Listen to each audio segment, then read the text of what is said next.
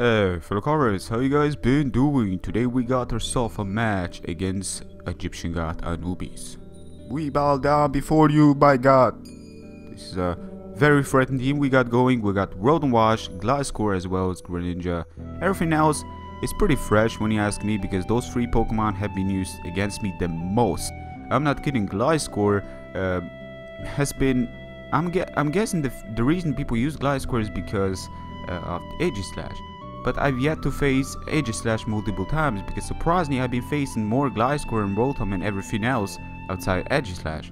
Like, it's quite strange. Yeah, but anyways, I'm gonna lead with my Mandibuzz. I had to switch out. I guess Rotom was a lead to be expected, but honestly I was thinking it's a little bit too expected.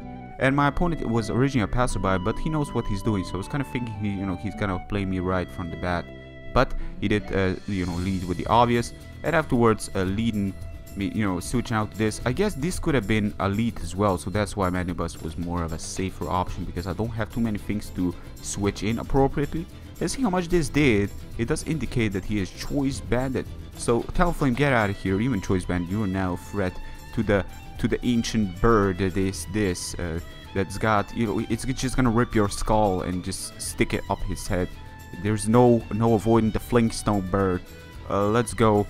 Switch out to Porygon. Expect him to not go for the sub, because most Mandibuzz do tend to run Whirlwind to phase, and if he makes a sub, then he's just gonna waste HP. I'm just gonna blow him away with his little toy. But speaking of toys, I switch out to my own little toy. Get some poison heal going on, because this thing is nasty. It gets healed when you poison it. Pretty much speaks on its own.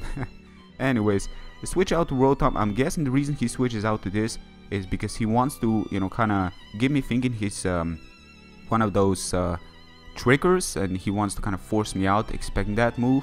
I'm kind of guessing, because honestly he cannot really touch me, and I did trace the poison heal, so poison is not gonna wear me down. Not to mention how much the Tri-Attack did on the switch. It really does give me realizing that he is invested in HP as well as defense. Not really special defense, but definitely defense. This is modest Porygon, 4 EVs in defense, 252 HP and 252 special attack, because people keep on asking me about the EV spreads, and this should be a little bit obvious, but just in case you have those questions, then here it is, the answer. So conversion, ladies and gentlemen, my Porygon has officially died. Rest in peace, for he is now a ghost type Pokemon. And of course, in Pokemon world, ghost types are another type. Their spirit is still in the game, and it keeps on going in. Let's go, the spirit is with you, my sir. Putting in some elements, taking him out. Pretty straightforward, now not really prediction involved, just staying in. So his Infernape is not really gonna be doing me much. And here is where a bit of a funny part comes into play, because he doesn't know much about conversion. He didn't read the text. That is what he do when you face something that you aren't really too familiar with. Just in case he doesn't disconnect here, thinking that I cheat, I'm gonna conversion again, just so he knows what I did there before, because I'm starting to realize that he probably didn't realize what I did. So after realizing what I did, I just go for the Shadow Ball. Honestly, I just wanted to kind of show him what I did, and I kind of wanted to test, but I've actually started to realize that once you conversion into a ghost type Pokemon, you cannot go back. It's a one ticket to hell. There's no going back from there, ladies and gentlemen. But if you cannot go back, may as well take demo you Pokemon with you. So in this case, Greninja as well as Gliscor, no mercy has been shown to those. Switch out directly into my Mandibuzz. A bit of a surprising move on my behalf, but honestly I feel that I can probably take whatever he's got. He does go for the direct Hydro Pump. It is stab, of course, because of protein, and afterward just go for the Foul Play. Ice Beam is a thing that he's probably gonna go for. I was kind of hoping that Foul Play is gonna be enough, but again, survive with barely any HP left, which is just surprising. Like, this is like happening every time I face it. Like, it always survives moves. This thing may as well be the most bulkiest Pokemon around, because when it survives and when it's offensive, may as well call it decently bulky. So it does go down by its life orb, which has actually started to become a bit of a repetitive thing. It's been keep on going down by its life orb. I wasn't the one taking them down. Those ninjas, man, they're skillful. They go down with honor and dignity. Infernape comes in. Afterwards, just go for the Fire Punch. I decided to stay in. I don't want to risk too much in case maybe he's gonna close comment, but Fire Punch was kinda to be expected from an Iron Fist Infradeep. I switch out to this, go for the Howl, expecting him to switch out. That's exactly what he does, of course. Expect me to go for the maybe Sacred Fire, expecting him to switch out, but Talonflame +1 priority Brave Bird is not gonna speed, +2 priority Extreme Speed. He does crit me on top. Choice Bandit Brave Bird, I'm guessing, would not be enough from Talonflame to take me out, because Talonflame doesn't possess the most incredible attack stats. It's really good, but definitely not on par with some of the other things such as the Raptor. So I'm pretty sure the crit matter there, but it doesn't really matter, because honestly my plan right now is to switch out to my Manectric, turn, get Intimidate in, and just strike him with a Volt Switch directly, switching out to something more appropriate. But I'm surprised he did outspeed. Now I am Timid Nature, and normally Infernape should outspeed, but only if it's running plus speed nature, which I'm guessing he is not. And after that, just switch out to my Medicham, just go for direct Ice Punch against his Gliscor.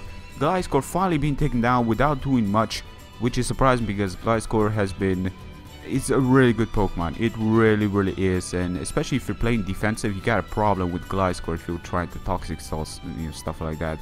He's gonna go for the Protect again.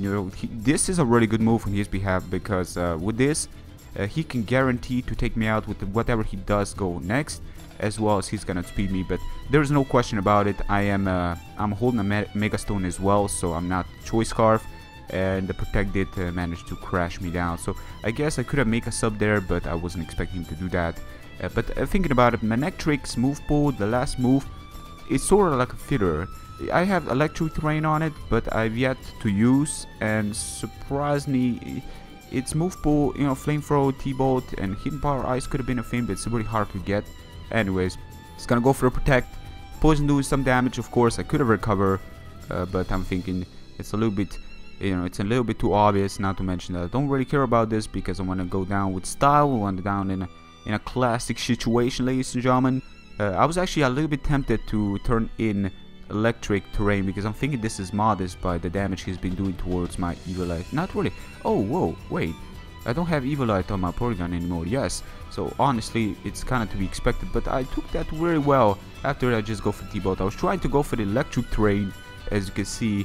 I was kind of fearing Flamethrower could have possibly even two-shot me, and that would have been pretty bad, and it would have been a really dumb move from my behalf, because my last was a Mandibuzz, and I kind of doubt I would have taken that Pokemon 1-1. So that was the game against Anubis.